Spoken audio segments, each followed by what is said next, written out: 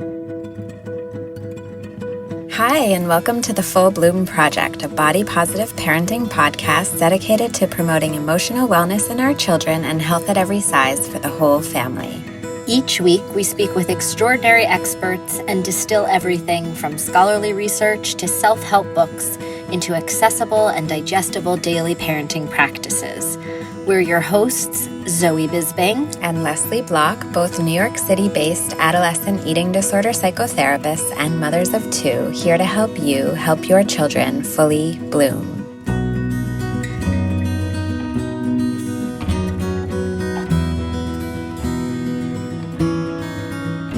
This episode is brought to you by the ABCs of Body Positive Parenting.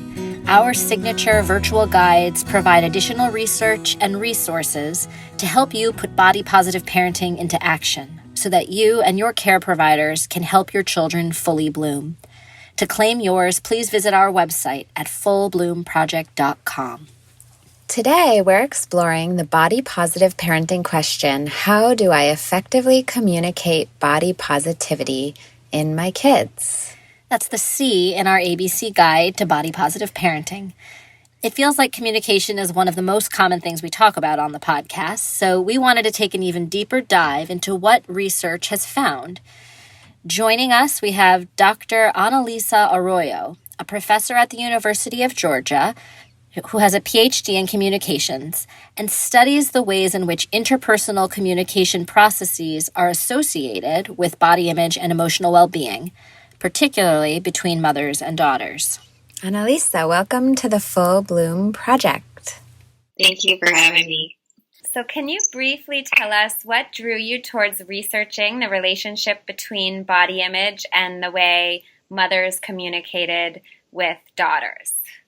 Yeah, so when I first started doing research, I was interested in why people spoke negatively about their bodies and the impact that had on their mental health and their views of self. And I thought it was really interesting given that that's what we experience a lot of the times. But then I got pregnant about 3 years ago now, and my son's 2.5. And what I noticed while I was pregnant is that people spoke to me about my own body differently. It was less about wanting and needing to change my body, and it was more so about what my body was actually doing and how great my body is. And it was just a conversation that I didn't hear many people having outside of those 9 months. And so it kind of made me question, why don't we speak about our bodies differently or more positively? And why don't we think about what our bodies can do as opposed to what they look like? And my research has kind of always been in the realm of family dynamics because I just think they're so important. And so I kind of put that all together, and I was interested in the impact of mothers specifically have on promoting their daughter's body image, like making them love themselves and value their bodies and think about their bodies as a competent being that gets them through life as opposed to just identifying or reducing some negative health behaviors or outcomes. And that connects to this next question because we know that when you got started with that research, you explored a lot of eating disorder prevention strategies, and it sounds like you're talking about there's a difference between preventing negative body image versus aiming to promote positive body image. And we were hoping you could talk to us a little bit about the different strategies that aim to prevent negative body image versus strategies that aim to promote positive body image. Yeah, so preventing is the term that researchers or health practitioners would use to identify risk factors that would make people more susceptible to some negative health outcome. In the body image field, it might be being teased from peers or family dynamics and conflict that might make a person more susceptible to an eating disorder. Promoting health is the idea of empowering individuals to take control of their health and their behaviors. And specifically to the body image promotion literature, the idea is that if we reduce risk factors that might make someone more susceptible to an eating disorder. They have an absence of an eating disorder, but that doesn't necessarily mean that they're loving their body and living in their body. So positive body image, the way we were looking at it, is how people are respecting their body and loving their body, as opposed to just kind of minimizing any negative attitudes and feeling towards themselves. So what do you find in your research about what is the most productive methods to promote positive body image? Well, we tested a couple different models or theories, but the one that stood out in comparing them is that when mothers engage in adaptive or what we consider healthy behaviors, we're better predictors of young women's body image than some of the other strategies, such as having direct conversations about sexism in our culture or the images they see in the media. So it's actually just parents or mothers engaging in adaptive behaviors such as physical activity support, which is encouraging the young women to be physically active, guiding their eating practices. So like offering a lot of different variety of foods and discussing why food is important for the daughters' bodies, and also mothers just speaking positively about their bodies. So instead of talking about how they need to lose a few pounds, talking about how attractive she thought she is or how satisfied she is with her body, which is not typically how women speak about their bodies. Yeah, I mean, I'm thinking about how that might be a leap for some people to really start actively talking positively about their body to their child. We talk here about finding like the healthiest definition of the word healthy. We wanted to spend some time talking with you about that because when you use this word healthy to describe healthy attitudes and behaviors around food and physical activity, what are you using to define that word healthy? Like, what's your definition of healthy so that... Yeah.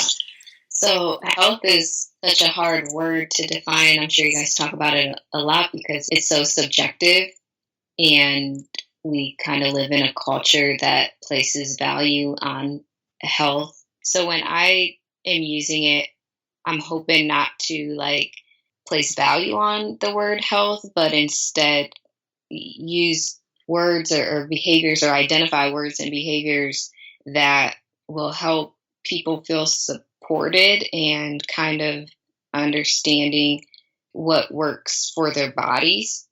And so what we conceptualized to be adaptive or healthy behaviors hopefully get at that idea of it's not really about healthy behaviors in terms of a value, something that you need to do, but something that mothers are doing to help their daughters feel supported in their bodies. And so the ones that I mentioned were physical activity support, which we definitely try to not use the word exercise, because exercise means that, you're doing something to your body, you're trying to change your body.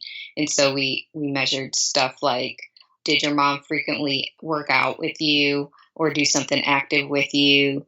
Did your mom organize family activities that involved physical activity, such as going for a walk or a bike ride, going ice skating, stuff like that? And then healthy eating guidance in terms of, did your mom offer nutritious foods at home? Was there a wide variety of foods? Did she discuss why eating nutritious foods were important? And then positive body talk, which is just kind of a shift in the language for how people might want to talk about themselves. So your research really looked at all of this and found that there was a statistically significant correlation with those three behaviors and communication strategies that were like statistically significant in terms of predicting a positive body image. Yes. And I appreciate you helping to clarify what your study meant when it was measuring the healthy behavior around food and physical activity, because that example you gave, like a parent organizing a family trip that included some physical activity like ice skating. That does sound quite different from like a parent modeling physical activity by running to like a fitness class and coming back, sort of just demonstrating that they are exercising, but not necessarily including the family in the physical activity. Because we're talking about like modeling behavior, but it does sound like you're describing a difference there, that there's a higher impact if you can actually be physically active with your child versus just have them kind of watch you go to a fitness class or be physically active on your own. Is that accurate? Yeah, and this is a theory that I kind of identified these three behaviors. Was really interested in kind of creating an environment, especially a supportive environment, a positive environment that children grow up in. So it's not really being direct with someone, it's just kind of creating the support and the ideal circumstances that would help people.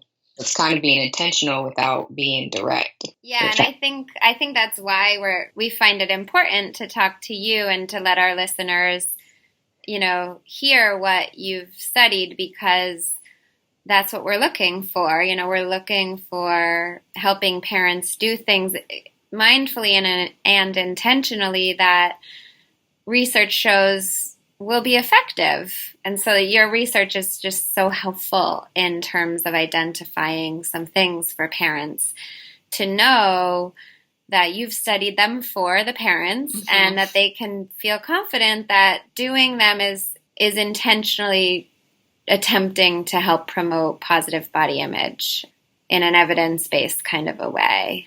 I think even most valuable maybe is your answer to the next question, which is, if each parent listening to this episode took away and did one thing regularly, what would you say they should do?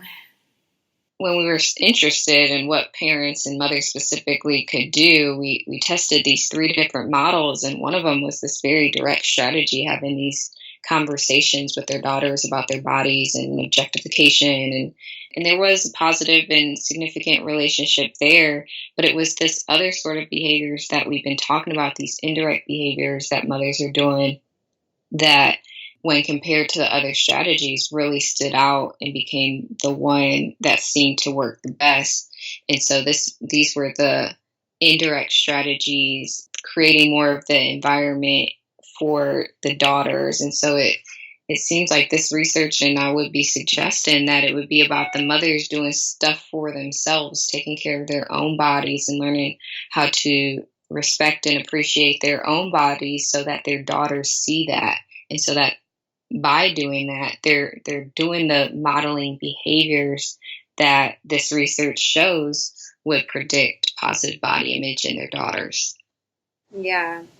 That communicating through modeling is the one thing that we should do as parents. Mm-hmm. And I appreciate your response, because the one thing that we can do every day is feel it's doable. It might be hard, but it's doable. And we can know that there is actually research to back it up. That if you are modeling self-care, it's kind of what I hear you saying, like self-care around your body and having respect for your body, it might go a longer way than you think in terms of protecting your kid's developing body image.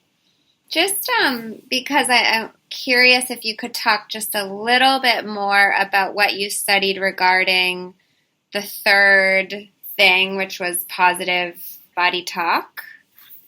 Could you give some examples? Yeah, positive body talk were daughters' recollection of their mothers discussing how satisfied she was with her body, or how often she would discuss or make comments about how much she liked her body just the way that it was or at the size that it was. So it's a completely different idea of the negative body talk, which has been studied so much more, which is wanting to change our bodies, wanting to eat differently, feeling guilty about the things we eat, or not exercising, that sort of stuff. So it's like it's not just the absence of those things. It's in addition to the absence of those, actually verbally communicating around their daughters or our daughters or our kids that they feel good in their body. I think so.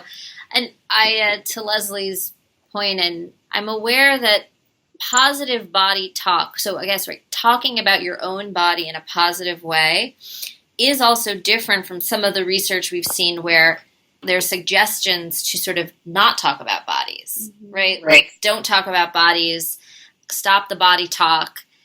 So I guess I'm interested in better understanding how to reconcile that. Like, if on some level we're telling parents, stop talking about bodies, stop telling your daughter, oh, you look so great, you look so beautiful, you look so nice in that dress, because actually that's kind of objectifying them. Like, we talk about that, but then on the flip side, if you are finding that there's also compelling research to say that, well, if you can talk positively about your body, that promotes positive body image, it's actually an interesting kind of dialectic to wrestle with and to bring the listeners along into, because that's a hard thing to hold. Like, wait, you're telling me not to talk about bodies, and now you're telling me to talk positively about bodies. What? I think so. Part of me is like, so this is the first time I've ever measured positive body talk, and it was just in effort to identify another positive thing moms could do, and it worked pretty well in this study. But I'm fully aware of the research you guys are talking about where they're like, don't talk about people's bodies. My research suggests that. There's research on complimenting that suggests we shouldn't even tell people nice things about themselves because, it makes the body salient. I think what might be important in this context with mothers is that it's in addition to other behaviors. So I wouldn't necessarily encourage people to just start talking about bodies more, but just when relevant, when needed, like when someone's feeling really good about themselves, just do it and say it, but not just do it for the sake of doing it, if that makes sense. It does. Yeah, and also it does seem like in teasing kind of out what you are studying, again, like, it's not, when you hear physical activity, it's not model going to the gym for your kid. That's not what was statistically significant. It was go ice skating with your kid, go on a hike, be physically active together. That's statistically significant. And in this case, what I remember hearing in your research was parents who talked about feeling good in their bodies, or that their bodies they were connected to their bodies doing things, that they let them do things. They were grateful for their body. Not, oh, I feel so skinny today. Right. Which I think like that type of comment, I don't know if that was teased out in your research or not, but I think that type of comment would probably be, if researched, not helpful, when there's this sense of like, oh, I feel thin today, and but more like, oh, it's really nice to be able to move, or I feel good about myself too. I don't know. I guess there must be some clarification, some distinction between talking positively about your bodies in a certain way is statistically significant.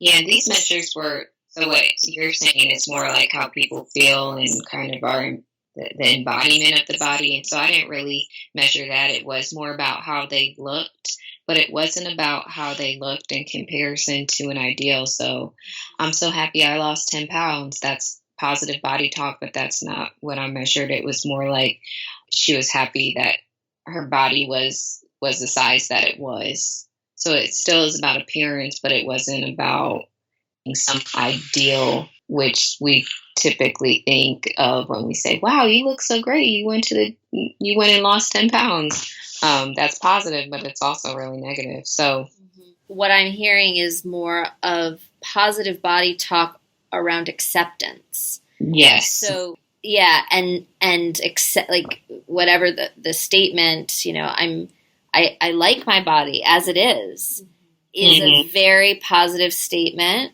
It also models acceptance, that the shape I am, I'm okay with it. I like it, actually. I like my flaws. I like my, as opposed to, I like my body because I changed. I'm glad we clarified that because, again, kind of like using the word healthy, I could understand if a well-meaning parent said, oh, I feel so thin today. I'm having, I love my body today. I could understand if that was the takeaway. And so I think clarifying that positive body statements that really capture acceptance of all of you is really what is statistically significant in promoting positive body image in our daughters, because that positive body image also embodies acceptance. Right. Thank you so much for joining us. It was a really valuable conversation and interesting. This is complex. There's complexity here. Right. And I just thank you guys for inviting me and helping have conversations about difficult things, but as you mentioned, important topics. Totally. Yeah, and I think topics parents really want to understand and do not want to do harm. As we're all parents talking right now, like that's the number one thing. We want to do the best we can with what we've got in raising our children. Yeah. Your work is, I think, really helpful for us to quickly digest. Yes. So thank you so much. All right, thank you guys.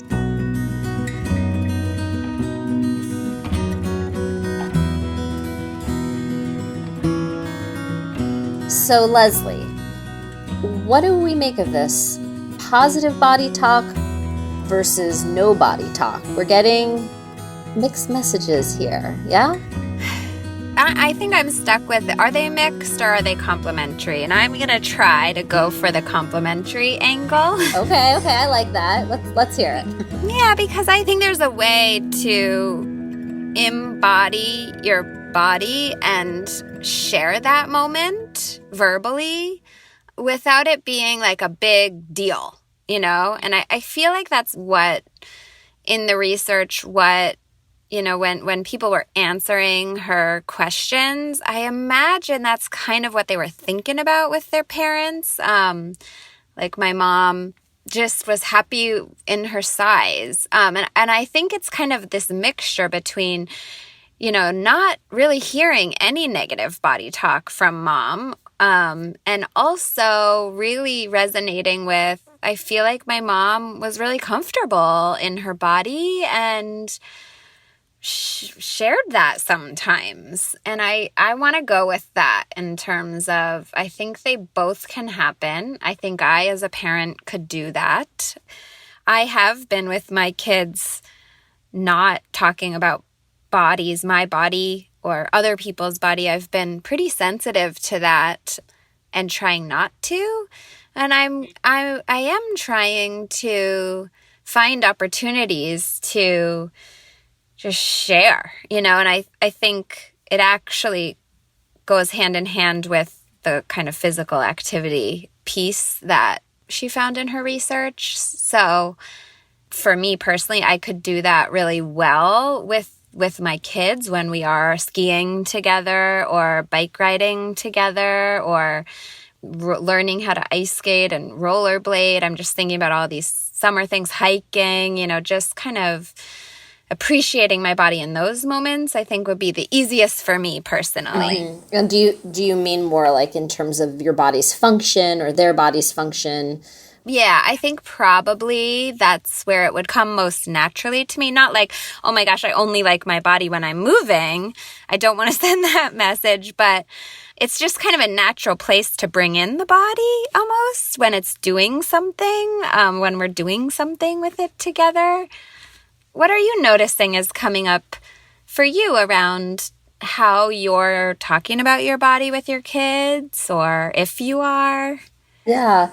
Well, actually, it's interesting because I'm noticing that I have been doing what I guess we would call positive body talk without even realizing it, because ever since I had 2 C-sections and I have this big scar that personally I've had kind of mixed feelings about over the past few years, as you know.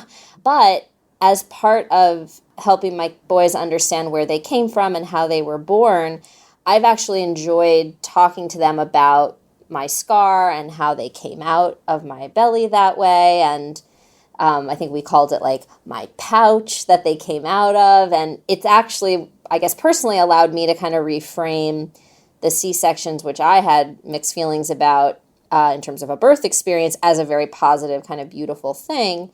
But I think for them too, I am, perhaps without even realizing it, talking about that part of my body, and in fact a blemish on my body, a big 6-inch scar, let's call it a blemish, I don't know, as something that I actually really love because it brought them to me.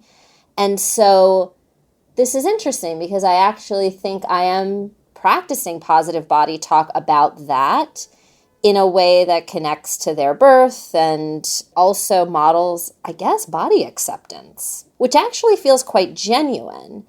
It is genuine. I am really increasingly loving that part of my body internally and also modeling to them that I love it and that, I guess, imperfections are also beautiful. So it's interesting to think about it. I think this episode in particular, this interview, has made me appreciate that more.